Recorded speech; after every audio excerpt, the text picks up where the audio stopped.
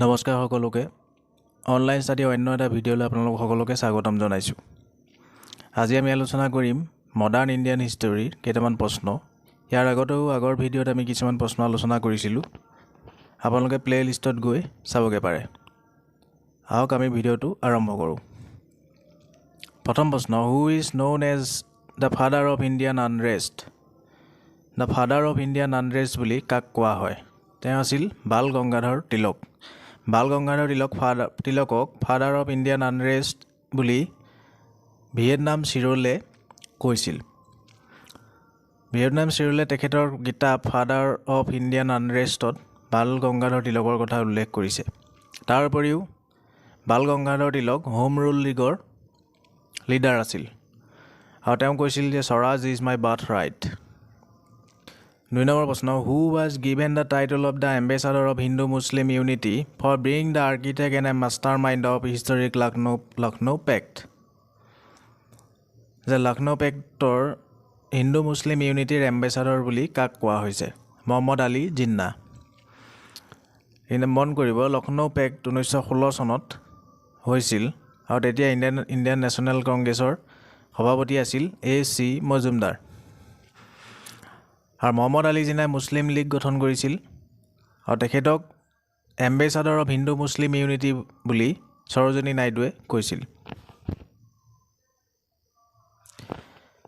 3 number প্ৰশ্ন, who shot dead John Saunders on 17 December 1927? John Saunders নামৰ ইংৰাজ বিষয়াজনক 17 ডিচেম্বৰ 1927 চনত কোনে হত্যা কৰিছিল? তেওঁ আছিল Bhagat Singh. 4 number, the Poona pact was sign between M.K. Gandhi and? যে পুনা পেক্ট মহাত্মা গান্ধী আৰু কাৰ লগত স্বাক্ষৰ কৰা হৈছিল? তেওঁ আছিল B.R. আম্বেদকাৰ। যিহেতু এইটো সময়ত মহাত্মা গান্ধী জেলত আছিল, সেইকাৰণে মহাত্মা গান্ধীৰ হৈ তাত চাইন কৰিছিল মদন মোহন মালব্যই। আৰু এই পুনা পেক্টখনৰ জৰিয়তে 10 বছৰলৈ দলিতসকলৰ নিৰ্বাচনৰ ক্ষেত্ৰত সংৰক্ষিত কৰিব বিচাৰিছিল B.R. আম্বেদকাৰে। Question number 5, name the commission that came to India in 1928 to reform India's constitutional system? 1928 চনত এখন কমিশ্যন আহিছিল ইণ্ডিয়ালৈ, য'ত ইণ্ডিয়াৰ কনষ্টিটিউশ্যনেল ছিষ্টেমটো ৰিফৰ্ম কৰিবৰ কাৰণে আহিছিল আৰু সেই কমিশ্যনখনৰ নাম কি আছিল? এইখন আছিলে চাইমন কমিশ্যন। চাইমন কমিশ্যনখনক প্ৰথমতে ইণ্ডিয়ান ষ্টেটুৱেটৰী কমিশ্যন বুলি কোৱা হৈছিল আৰু চাইমন কমিশ্যনখনত 7জন সদস্য আছিল। এই 7জন সদস্যই ইংৰাজ আছিল, সেইটো কাৰণে ভাৰতবৰ্ষৰ পৰা ইয়াক বহিষ্কাৰ কৰা হৈছিল। Question number 6, in 1927 Mahatma Gandhi organize a satyagraha to support the presence of Kheda district of? যে 1917 চনত মহাত্মা গান্ধীয়ে এটা সত্যাগ্ৰহ আন্দোলন গঢ়ি তুলিছিল আৰু এইখন প্ৰথমতে খাৰা ডিষ্ট্ৰিক্ট হৈছিল আৰু খাৰা ডিষ্ট্ৰিক্ট ক'ত অৱস্থিত? এখন হৈছে গুজৰাটত। মহাত্মা গান্ধীয়ে 3বাৰ সত্যাগ্ৰহ আন্দোলন চলাইছিল। প্ৰথমখন হৈছিল চম্পাৰণৰ পৰা, বিহাৰৰ চম্পাৰণৰ পৰা আৰম্ভ কৰা হৈছিল, আৰু 2 নম্বৰখন খেৰা সত্যাগ্ৰহ যিখন গুজৰাটৰ পৰা আৰম্ভ হৈছিল, আৰু 3 নম্বৰখন আহমেদাবাদ মিল ষ্ট্ৰাইক। আৰু আহমেদাবাদ মিল ষ্ট্ৰাইক যেতিয়া কৰিছিল তেতিয়া মহাত্মা গান্ধীয়ে প্ৰথমবাৰ হাংগাৰ ষ্ট্ৰাইক কৰিছিল, অৰ্থাৎ অনশন কৰিছিল। Next question, who raise the slogan Swaraj is my birth right and I shall have it? Swaraj is my birth right and I shall have it, এই শ্লোগানটো কোনে কৈছিল? তেওঁ আছিল বাল গংগাধৰ তিলক। স্বৰাজ শব্দটো প্ৰথম ব্যৱহাৰ কৰিছিল স্বামী দয়ানন্দ সৰস্বতীয়ে ইণ্ডিয়ান নেশ্যনেল কংগ্ৰেছৰ 1906 চনৰ কলকাতা অধিৱেশনত, য'ৰ সভাপতি আছিল দাদাভাই নৰোজী। আৰু swaraj is my birth right and I shall have it, এই শ্লোগানটো কৈছিল বাল গংগাধৰ তিলকে। Next question, who was the first governor general of Bengal?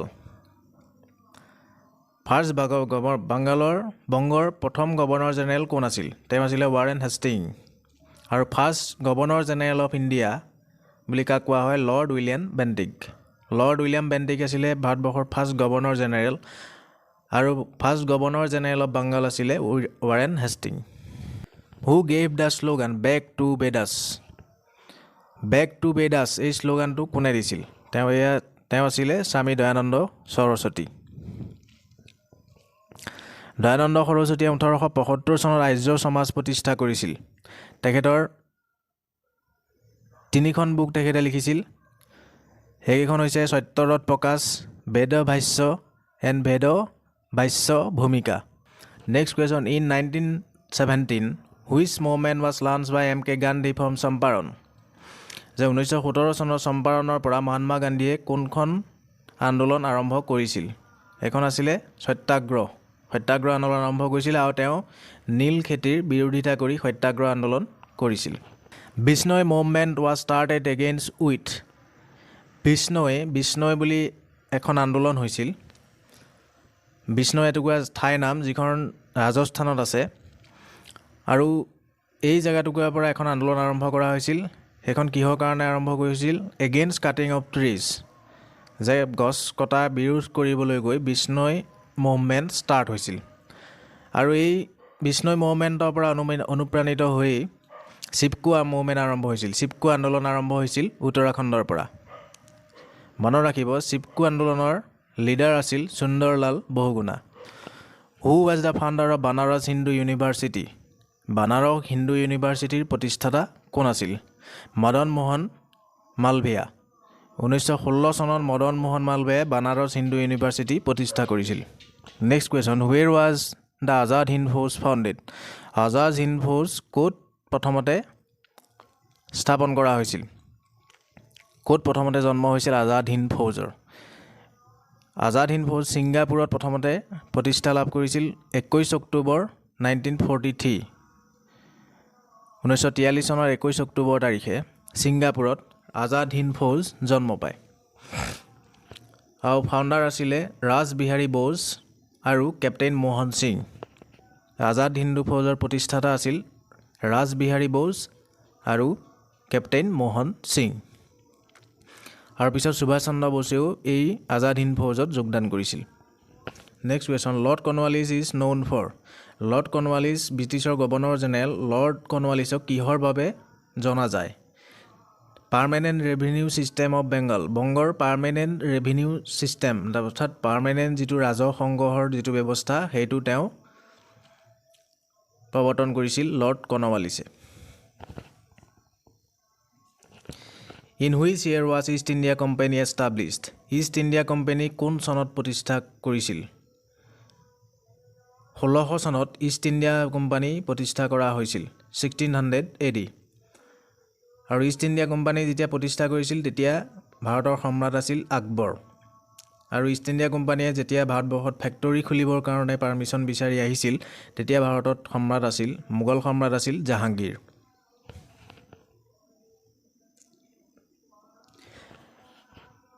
Next question, Sardar Vallabhbhai Patel was the leader of. Sardar Vallabhbhai Patel কোনখন মুভমেণ্টৰ লিডাৰ আছিল?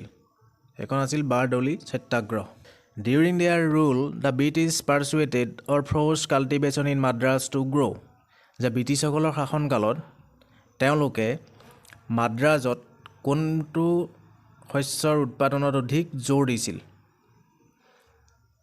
ৰাইচ। মাদ্ৰাজত ব্ৰিটিছসকলে ধানৰ উৎপাদনৰ ওপৰত অধিক জোৰ দিছিল। সেইদৰে কিছুমান জেগাত তেওঁলোকে বেলেগ বেলেগ খেতিৰ ওপৰত জোৰ দিছিল, যেনেকৈ বংগত জুট, পঞ্জাৱত হুইট অৰ্থাৎ ঘেঁহু, অসমত চাহ, মহাৰাষ্ট্ৰত কটন আৰু উত্তৰ প্ৰদেশত কুঁহিয়াৰ। Next question, for how many days did Madam K Gandhi's volunteers of the salt Satyagraha worked. যে কিমান দিনলৈকে মহাত্মা গান্ধী আৰু তেওঁৰ ভলণ্টিয়াৰসকলে চল্ট সত্যাগ্ৰহ কৰাৰ সময়ত কিমান দিন খোজ কাঢ়িছিল? চল্ট সত্যাগ্ৰহ অৰ্থাৎ দাণ্ডী মাৰ্চ, যিটোক আমি দাণ্ডী মাৰ্চ বুলি কওঁ, দাণ্ডী মাৰ্চ 12 মাৰ্চ 1930। 1930 চনত 12 মাৰ্চত দাণ্ডী মাৰ্চৰ আৰম্ভণি হৈছিল আৰু 6 এপ্ৰিল 1930 চনত শেষ হৈছিল। অৰ্থাৎ 24 দিন তেওঁলোকে খোজকাঢ়ি গৈছিল। আৰু তাত মেম্বাৰ আছিল গান্ধীজীকে ধৰি 79 জন। আৰু এই আন্দোলনটো আৰম্ভ হৈছিল সবৰমতী আশ্ৰম টু দাণ্ডী, গুজৰাট। সবৰমতী আশ্ৰমৰ পৰা গুজৰাটৰ দাণ্ডীলৈকে এই আন্দোলন হৈছিল। Next question, name the British general who was responsible for Jallianwala Bagh মেছকাৰ।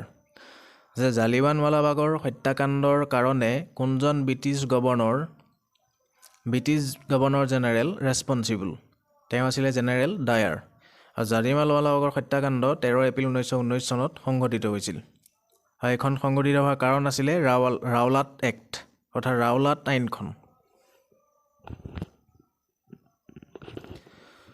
Next question Mahatma Gandhi was first arrested during satyagraha in the year যে সত্যাগ্ৰহ আন্দোলনৰ সময়ত মহাত্মা গান্ধী প্ৰথমবাৰ কেতিয়া মহাত্মা গান্ধীক এৰেষ্ট কৰা হৈছিল প্ৰথমবাৰ মহাত্মা গান্ধীক কেতিয়া গ্ৰেপ্তাৰ কৰা হৈছিল 1908 চনত সাউথ আফ্ৰিকাত মহাত্মা গান্ধী সাউথ আফ্ৰিকাত থকা অৱস্থাত 1908 চনত মহাত্মা গান্ধীক প্ৰথমবাৰ সত্যাগ্ৰহ আন্দোলন কৰাৰ কাৰণে গ্ৰেপ্তাৰ কৰা হৈছিল the father of extremist movement in India is যে ভাৰতবৰ্ষৰ যিটো উগ্ৰ আন্দোলন সেই আন্দোলনৰ ফাদাৰ বুলি কাক কোৱা হয় বাল গংগাধৰ তিলকক next question in which movement did M K Gandhi make the first use hunger strike as a weapon যে কোনখন আন্দোলনৰ সময়ত মহাত্মা গান্ধীয়ে অনশন কৰাটোক এটা ৱেপন হিচাপে ব্যৱহাৰ কৰিছিল সেইটো আছিলে 1918 চনত হোৱা আহমেদাবাদ মিল ষ্ট্ৰাইকৰ সময়ত মহাত্মা গান্ধীয়ে অনশন কৰিছিল আৰু এইবাৰ তেওঁ প্ৰথমবাৰ অনশন কৰিছিল আৰু তেওঁ সেই অনশন কাৰ্যসূচীটো ৱেপন হিচাপে ব্যৱহাৰ কৰিছিল next question the Simon commission আজ ফৰ্ম টু ৰিভিউ যে চাইমন কমিশ্যনখন কোনবিলাক কথাৰ ওপৰত ৰিভিউ কৰিবৰ কাৰণে গঠন কৰা হৈছিল এইটো আছিলে fitness of India for further reforms Simon commission 1927 চনত গঠন কৰা হৈছিল আৰু 1928 চনত ভাৰতবৰ্ষলৈ চাইমন কমিশ্যন আহিছিলে ইয়াৰ কাৰণ আছিল ভাৰতবৰ্ষত কিছুমান কনষ্টিটিউশ্যনেল ৰিফৰ্ম কৰিবলৈ তেওঁলোকে বিচাৰিছিলে আৰু সেইবাবে তেওঁলোক আহিছিল আৰু কিন্তু এই চাইমন কমিশ্যনখন ইণ্ডিয়ানসকলে বৰ্জন কৰিছিল কাৰণ তাত 7জন সদস্যই ব্ৰিটিছ আছিল next question which library has the largest collection of manuscripts of historical value যে ভাৰতবৰ্ষৰ কোনটো লাইব্ৰেৰীত কোনটো পুথিভঁৰালত কিছুমান মনুস্ক্ৰিপ্ট আছে যিবিলাকৰ হিষ্টৰিকেল ভেলু আছে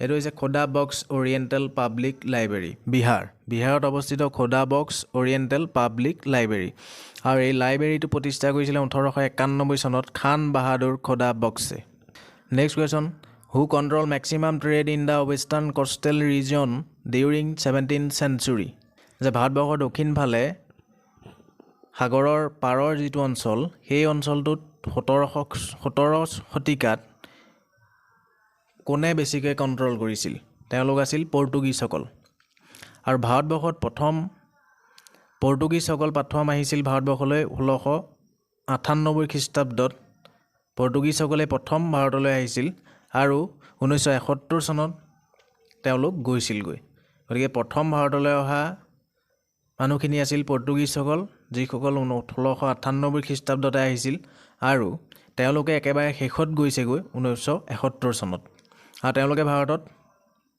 ধপাতৰ খেতি কৰিবলৈ লৈছিল Why did the Hunter Commission appointed by the Viceroy probe?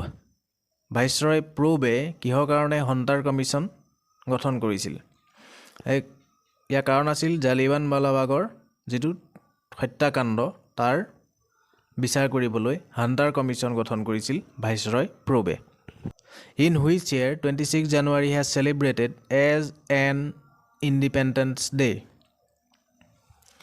যে 26 জানুৱাৰী দিনটো আমি সাধাৰণতে গণৰাজ্য দিৱস হিচাপে পালন কৰোঁ ৰিপাব্লিক ডে হিচাপে পালন কৰোঁ কিন্তু 26 জানুৱাৰী প্ৰথমবাৰৰ বাবে স্বাধীনতা দিৱস হিচাপে পালন কৰা হৈছিল কেতিয়া এটো আছিল 1930 চনত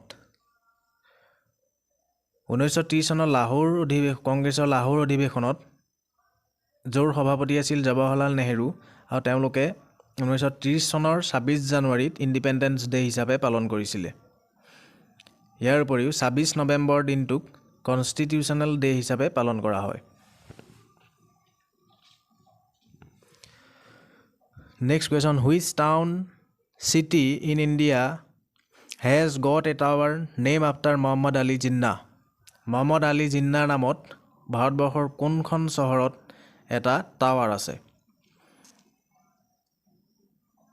এটো আছে অন্ধ্ৰ প্ৰদেশৰ গুণ্টুৰ চহৰত যিটোক জিন্না টাৱাৰ বুলি জনা যায়